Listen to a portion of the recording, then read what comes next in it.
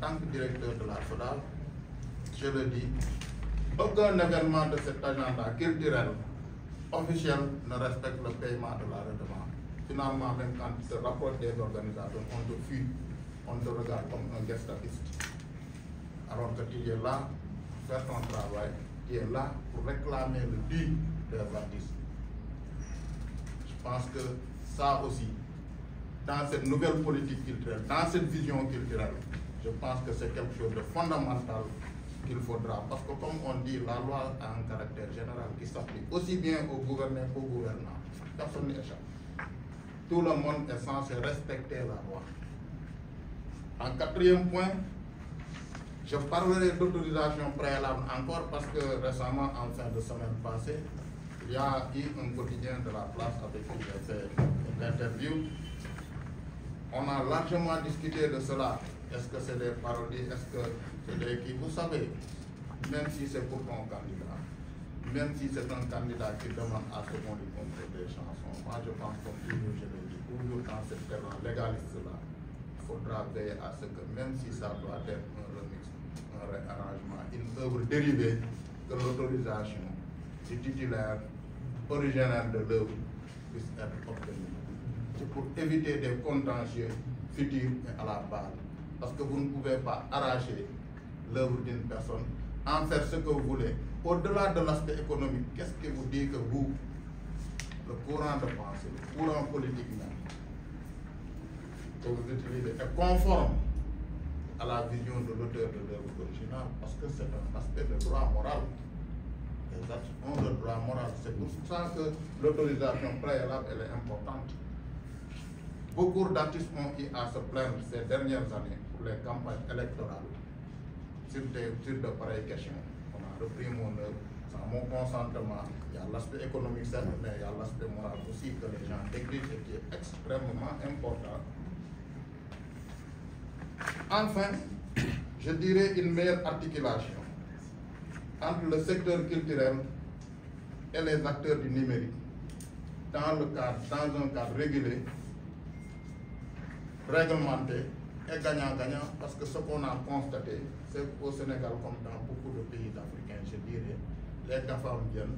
exploitent comme dans une zone de non-droit, s'enrichissent du répertoire africain, sans en réalité payer ce qu'ils devraient. Est-ce que cette situation va continuer? Est-ce que les gouvernants prendront en compte cela, ces enjeux-là? Là aussi, c'est des choses sur lesquelles il faudra que le futur gouvernement puisse, en tout cas le futur régime, je dirais bien, puisse réfléchir à fond. Parce qu'ailleurs, outre-Atlantique, là-bas les États sont si forts et si regardants de leur patrimoine culturel que ces GAFAM-là, au-delà même des aspects paiement propriété intellectuelle, consentent à, en tout cas, injecter un pourcentage de leur chiffre d'affaires réalisé sur place. Les candidats, alors qu'ils constituent l'un des greniers de création d'emplois. La culture aujourd'hui, surtout en Afrique, est considérée comme un facteur clé de développement. En témoignent les données 2022 de l'IFPI et la Fédération internationale de l'industrie phonographique sur le streaming. 17 milliards de dollars qui mettent l'Afrique en tête du peloton mondial, en plus du rayonnement extraordinaire du cinéma africain et des autres formes d'art. Nous, comité de veille des artistes, prenons une meilleure prise en compte du secteur culturel comme un incontournable levier de développement économique, ainsi qu'un respect strict des droits culturels et de la propriété intellectuelle. Dans cet élan, nous dénonçons l'usage non autorisé d'œuvres protégées dans les campagnes politiques, qu'elles soient présidentielles, législatives, municipales et locales. Au vu de ce qui précède, la situation constatée actuellement met en exergue une violation manifeste par les différentes formations politiques du droit de propriété littéraire et artistique. Par conséquent, de propriété littéraire et artistique, pour s'acquitter du paiement de redevances dues pour l'utilisation du répertoire artistique durant la campagne électorale. Rappelons que la loi 2008-2009 sur le droit d'auteur et les droits voisins au Sénégal prévoit des sanctions civiles et pénales pour les cas d'exploitation non autorisée des œuvres qui sont assimilées à de la contrefaçon. Par ailleurs, nous encourageons les candidats à se pencher sérieusement sur l'élaboration de programmes de politique culturelle qui valorisent et protègent notre patrimoine culturel tout en jetant les bases d'une industrie culturelle et créative forte et compétitive. Chers candidats, nous vous invitons à vous engager avec nous à asseoir les bases d'un secteur culturel dynamique, contribuant au développement économique et social de notre pays. Nous vous demandons de veiller au respect du droit d'auteur et des droits voisins, en particulier en obtenant les autorisations nécessaires avant l'utilisation d'œuvres protégées durant les différentes campagnes électorales, d'intégrer dans vos programmes politiques une stratégie culturelle ambitieuse qui reconnaît la valeur de la culture et des arts comme pilier du développement social, économique et touristique du Sénégal. Et enfin, de soutenir activement le secteur culturel par des politiques publiques modernes et adaptées qui intègrent les enjeux du numérique, incluant des financements dédiés et la promotion de l'innovation artistique. Pas de futur sans culture.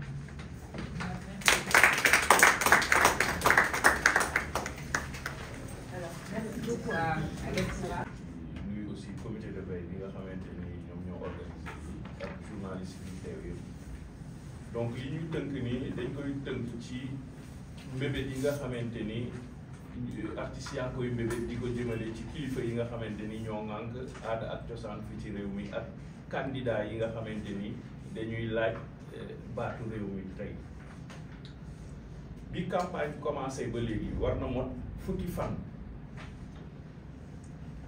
Candidat yu bëri nag ñu ngi wax ci wàllu li nga xamante ni moom mooy ci politique réew mi yëpp naka la ñu bëgg a defaree réew mi ak yëpp mais seetlu biñ ci def ñun taxaw seetlu biñ ci seetlu mooy liñ ciy wax yëpp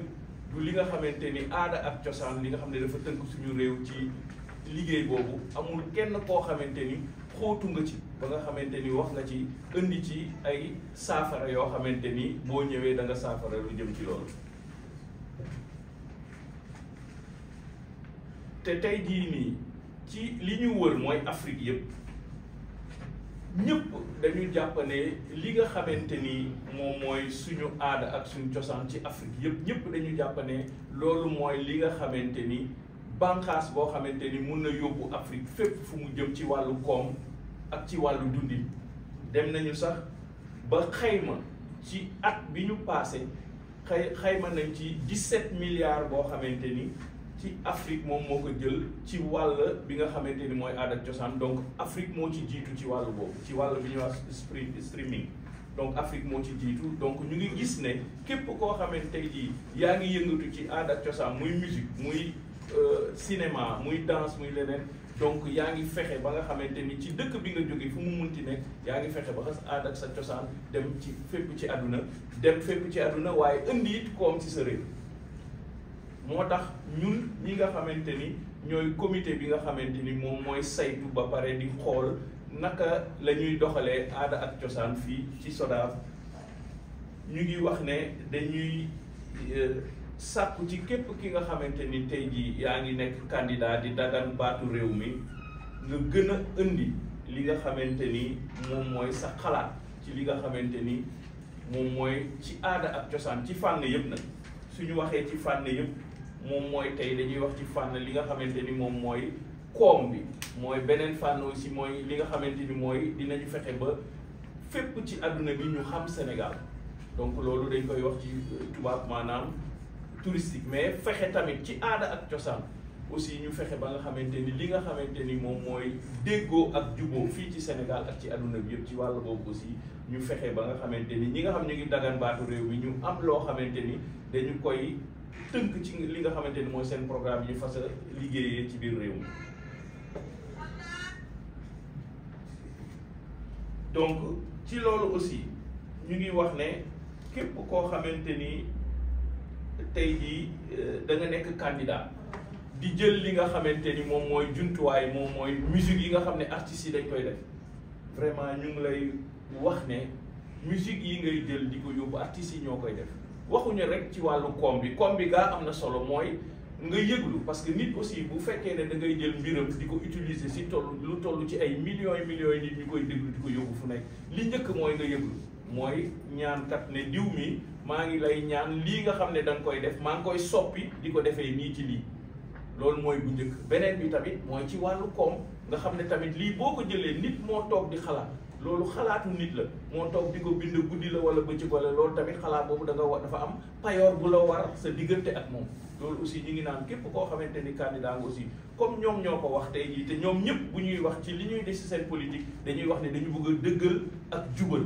donc loolu aussi dafa njëkk ci te ñu bëri ñoo xamante ni tey jii ci wàllu artistes yi nga xam ne dañuy def musique ñu ngi jël seen jumtuwaay yooyu di ko utiliser partout te amul loo xamante ni ndogal sax boo xam ne dañ la ko jox beneen bi tamit amul loo xamante ni koom la buy dellu si ki nga xamante ni moom xalaat li ngay utiliser te ay millions yu nit gis nañ ko campagne bi nu muy demee loolu aussi ñu ngi ciy wax candidat bu nekk vraiment ñu ñëw pour fexe fi nga xamante ni mooy SODAV moo ëmb képp koo xam ne yelleefu artistes yëpp ñu ñëw foofu vraiment waxtaan ak ñoom pour mun a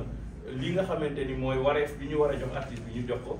li nga xamante am mooy ndigal bi ñu mun leen dox ndigal pour ñu mun ko utiliser.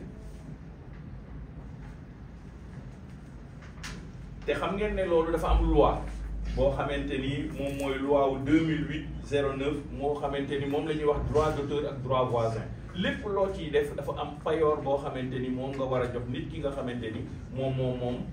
li nga xamante ni moom mooy droit yooyu te loolu aussi ñu ngi leen ciy wax ñoom ñëpp daal te am na ci ay daan yoo xamante ni te am naa ne yaakaar sax mënuñu yegg ci ay daan waaye aussi nit koo xamante ni dafa liggéey toog ay guddi di xalaat loolu defe naa boo koy jël as tuut li nga xamante ni moo ko moom war nga ñëw fi nga xamante ni moom foofu nga koy joxee ci ñi nga xamante ni ñoo ko tënk mun a ñëw dugal payoor yooyu foofu. li nga xamante ni tamit moom mooy ci ñëpp ñi nga xamante ñu ngi dagan baatu réew mi ñu ngi leen di wax ne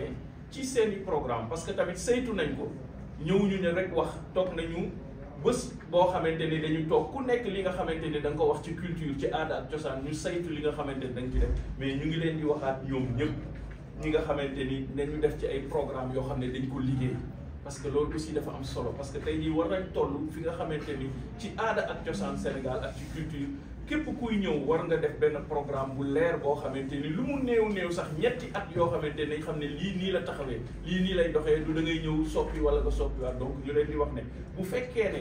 dëggantaan ñoom xam nañu tey jii aada ak cosaan lan lay njëriñ ci réew ak lan lay njëriñ ci adduna te adduna bi yëpp d'accord nañu tey jii nii ci aada ak cosaan boobu ku nekk si nga mun a sukkandiku pour jàmm am parce que loolu tey jii aada ak cosaan mun na tënk réew bu nekk mun na ñëw Sénégal tey ñu def fi aada ak cosaan te benn coow du am loolu adduna bi yëpp d'accord nañ ko ci leneen mooy ci wàllu koom ñëpp d'accord nañ ko fii ci Sénégal tey rek li fi am ci ay festival li fi am ci ay groupe de musique danse comédiens yëpp li ñu fiy indi ci wàllu payoor te même tey jii nii liggéeyu ndaw yi ñuy wax amul benn secteur bu gën a jàppandi tey jii secteur de la culture pour liggéeyu ndaw parce que tey boo xoolee tey suñu waxee ci compagnie yi nga xam ne mooy théâtre li ci nekk ci ay nit yoo xam ne war nañ leen mun a liggéeyloo ay ndaw danse noonu musique kenn waxatu ko tey jii ci koom li ñuy indi ci leneen loo xamante ni danañ ko xayma ci ay milliards yi milliards mooy festival yi tey yi ñuy organiser fii ci Sénégal ñaata nit ñooy ñëw même tourisme tey jii dafa am benn programme lëkkaloo boo xam ne dañ ko war a def ak culture ñaata nit tey jii ñooy jóge ci adduna bi di ñëw fi ci Sénégal dem fay ci hôtel yi ñu ñuy jël di leen liggéeyloo oto yi ak yëpp tey boo organiser festival nit ñi ñëw tey jii même ki nga xamante ni commerçant bu gën a ndaw bi di jaay caaf wala di jaay sandwich sax daf ci gis boppam parce que bu ñu duggee ci biir tey dem ci région yi da ngay gis ñëpp Jakarta yi ak taxi yi lépp dañuy dox durant festival bi li muy am yëpp loolu boo ko xaymaa loo xamante ni kenn xamul nu mu toll ci wàllu koom donc képp koo xam ne tey jii da nga ñëw pour dagan baatu réew mi ak ci Afrique ñëpp nangu nañu ne tey culture moom mooy levier de développement boo xamante ni mooy développement donc ñu leen di wax ne képp kuy def programme lu jëm ci loolu dëggantaan su fekkee xam nga ko bëgg nga tey jii koom bi ñuy laaj ci réew mi mu am ak déggoo ak jubóo bi ñuy laaj ci réew mi war nga mun a def ay programme yoo xamante ni yu mucc ayib la wala du nii rek nga def ay bind yoo xam ne da nga koy bind rek ne lii ak lii ci culture parce que culture li ñu koy yaakaar ne dépassé na loolu mooy tëgg ak fecc loolu mooy dernier bi ñuy def loolu lu ñuy teg rek la waaye culture tey dafa ëmb ñëpp même suñu wàllu solu ak yëpp tey jii même artiste bi suy yéeg ci kaw scène li muy sol am na ku koy ñawal donc yooyu yëpp dafa am solo moo tax ñu leen di wax ne ñu fexe programme yi ñuy def ci culture mu nekk ay programme yu mucc ayib te bu fekkee ne aussi ku nekk mënoo am xam-xam ci lépp amuloo am na ñoo xamante seen xel màcc na ci loolu woo leen ñu jege la ñu mun a ànd ak yow tëgg li nga xamante ni day nekk ay programme yu mucc ayib ci wàllu culture loolu ñu ngi ciy woo candidat yëpp. ñu ngi leen di xamal ne tamit comme ni ñu ko waxee lii nga xamante ni tey jii mooy culture moom mooy bépp programme boo xamante ni boo ko tënkee ci réew lépp loo xamante ni ci wàllu koom la ak ci wàllu ñu xam sa réew ci culture kese la mun a jaare si loolu nag la ñuy wax ne candidat yëpp ñu ngi leen di wax ne vraiment di leen ñaax di leen wax ne am na loo xamante ni ñu ngi leen di ñaan ñu fexe ba respecté loolu bi njëkk moom mooy ci lépp loo xamante ni droit d'auteur la ak droit voisin loo xamante ni aussi ci wàllu autorisation comme ni ma ko waxee woon sànq lépp loo xamante ni ñu ngi koy jël di ko jëfandikoo mu jëm ci artistes yi nañ ci ñaan ndigal ñu jox leen ko nañu jël aussi seen payoor jox leen ko moom mooy droit d'auteur droit voisin loo xamante ni ñu ngi koy utiliser ci période électorale bii yëpp bu ñoom balaa ñu koy def sax la ñu waroon ñëw dem SODAV vraiment fay fa li ñu war a fay mais bu ñu ko deful ba léegi tam nañu fexe bu ñu paree ñu dellu SODAV nga xamante ni ñi nga xamante ni seen xam-xam la ñu jël def ko ci musique yooyu ñu mun ko indi seen payoor beneen bi aussi bi ñuy ñaan ñu ngi fexe képp koo xamante ni da ngay dagan baatu réew mi nga fexe programme politique yi ngay def nga fexe mu nekk programme yoo xamante ni yu mucc ayib la yoo xamante ni dañ ciy gis lépp luy koom ak payoor bi nga xamante ni ñi nga xamante ni ay artistes la ñu diñ ci mën a gis seen bopp parce que loolu aussi dafay am solo beneen bi aussi mooy ñu fexe dimbali li nga xamante ni tey jii moom mooy politique publique yi mais mu nekk lu moderne xam ngeen tey jamono bi tey jii boo gis adduna bi ci xarale yu bees yi nit ñi dem nañ seen yoon bu yàgg ci wàllu culture ci wàllu lépp loolu aussi dañuy ñaan képp koo xamante ni da nga ñëw fii ne yow da ngay dagan baatu réew mi ba ñu jox la réew mi fexeel ci loolu parce que loolu tey jii moom mooy lu gën a gaaw ci wàllu koom moom mooy lu gën a gaaw ci wàllu wone lépp li nga xamante ni mooy sa aada ak cosaan ci biir réew mi donc loolu aussi dañ leen di ñaan loolu la ñuy wax politique moderne yi ñu def ko ba pare mu adapté wu nag tey ñëpp a ngi dégg di ñu wax ci numérique ñu ngi wax ci digital donc képp ku ñëw bëgg a méngoo ak jamono tey jii ci jamono fu mu toll foofu la ñu war a fexe tàggat xale yi tàggat ñi nga xamante ni ñu ngi ci wàllu aada ak cosaan ñu nekk ci numérique ak digital te loolu aussi am na beneen koom bu bëri boo xamante ni mu ngi ci biir loolu yëpp nag pour artistes yi seen payoor ba léegi mun a am ñu mun a am dundin bu sell ak bu dëgër ci réew mi defe naa képp ku ñëw war nga mun a taxaw ci programme boobu donc ci leneen aussi li ñuy wax mooy lu gën a am solo tey jii mooy copie privée vraiment ñu ngi ci ay statut ñu ngi ci ay décret d'application mais ñu ngi wax ne képp kay tey koo xamante ni da ngay dagan baatu réew mi te bëgg tey sa réew jóg ci kaw ci wàllu culture nga am li nga xamante ni da nga koy xayma ci ñii di liggéey boo fexee def copie privée lu mu dee di nga xayma man maa ko wax li nga xayma lu mu néew 30 000 emplois ci li nga xamante ni moom mooy nu mu tëddee aada ak cosaan ak li nga xamante ni mooy artiste boo xasee indi copie privée ñu bëri dinañu mën a fayeeku ci loolu te day doon li nga xamante ni daf leen di dimbali si seen politique d'emploi boo xamante ni dañ koy wax donc ci loolu la ñuy woo ñëpp di leen ne vraiment ci wàllu financement aussi tey jii jot na ci artistes yi lépp ñu am comme nit ñi ni ñu amee ay banque ku nekk tey fi ngay liggéeyee boo dinañ am benn banque boo xam ne moo lay garantir si nga xamante ni boo buggee benn projet di nga dem ci banque boobu joxe nga am garantie ak yooyu loolu aussi mooy li ñuy wax ci wàllu financement loolu aussi ñu ngi koy ñaan ñoom ñëpp ñu mun ko def ci ay programme yu leer donc ci loolu nag ñu ngi tënk